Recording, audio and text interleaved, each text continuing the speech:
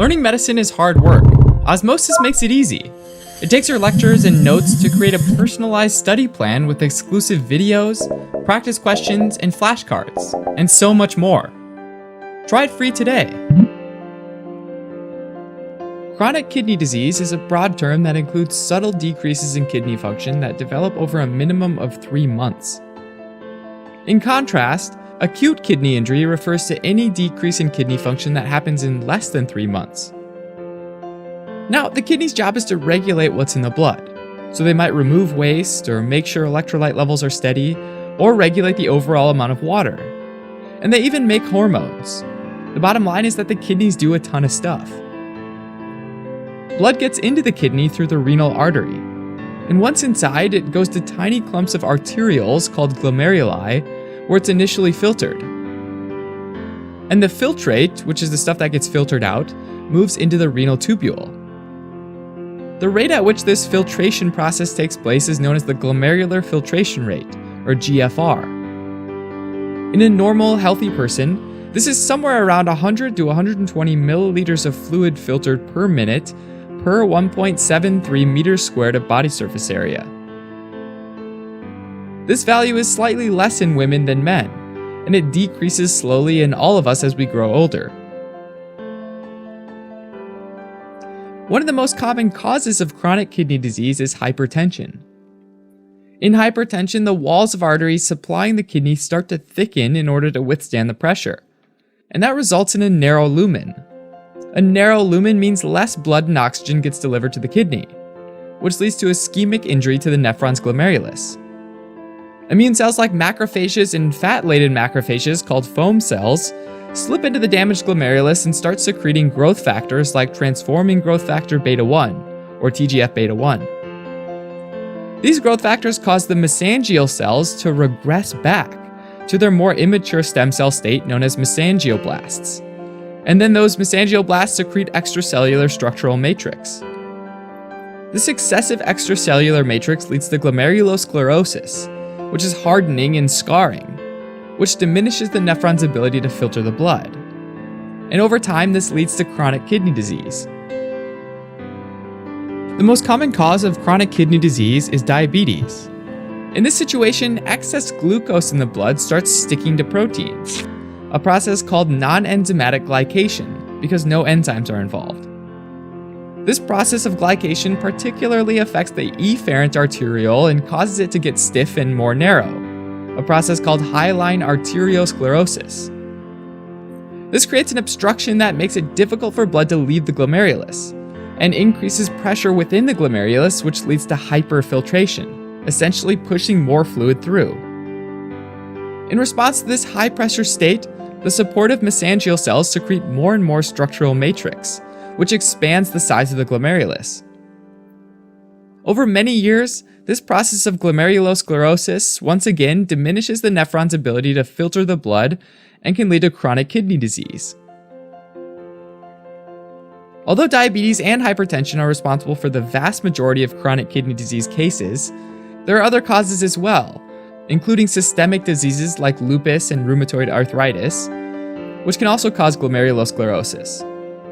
Other causes, though, include infections like HIV, as well as long-term use of medications like NSAIDs, and toxins like the ones in tobacco. Now, normally, urea in the blood gets excreted in the urine, but when there's a decreased glomerular filtration rate, less urea gets filtered out, and therefore it has nowhere else to go besides the blood, and so it builds up in the blood, which is a condition called azotemia. Azotemia can cause general symptoms like nausea and loss of appetite, but as urea levels really build up, they can affect the functioning of the central nervous system, causing encephalopathy. This results in asterixis, a tremor of the hand that kind of resembles a bird flapping its wings, and is best seen when a person attempts to extend their wrists. Further accumulation can even progress to coma and death. This buildup can also cause pericarditis, which is inflammation of the lining of the heart.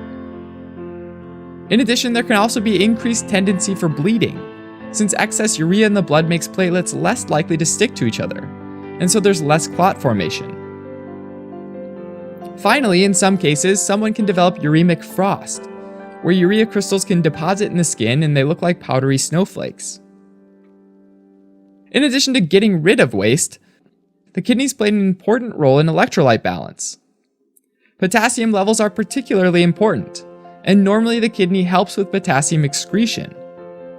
In chronic kidney disease though, just like with urea, less potassium is excreted, and so more builds up in the blood, and this leads to hyperkalemia, which can be problematic because it can cause cardiac arrhythmias.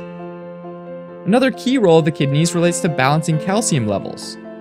Normally, the kidney helps to activate vitamin D, which then helps to increase absorption of calcium from the diet. With chronic kidney disease, though, there's less activated vitamin D, so less calcium is absorbed into the blood, which results in hypocalcemia, low calcium levels.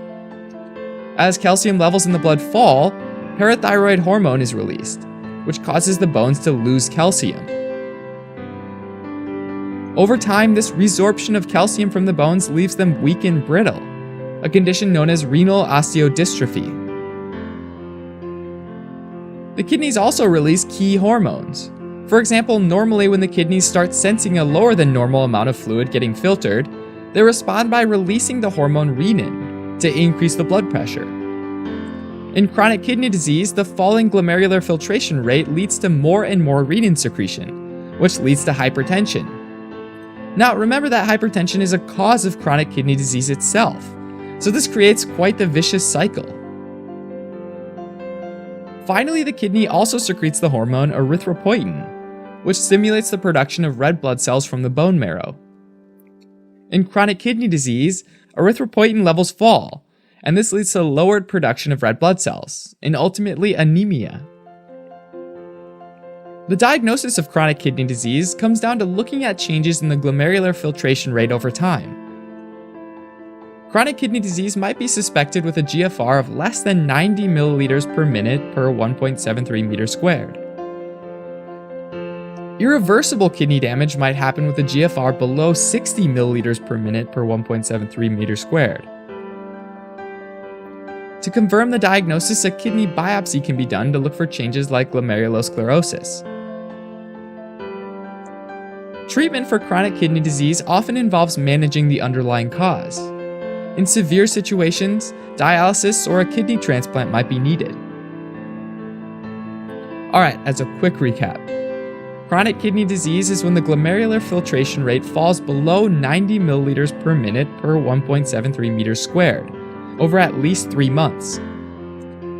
Chronic kidney disease is mainly caused by diabetes and hypertension, and complications include electrolyte abnormalities, toxin buildup, hypertension, and weak bones.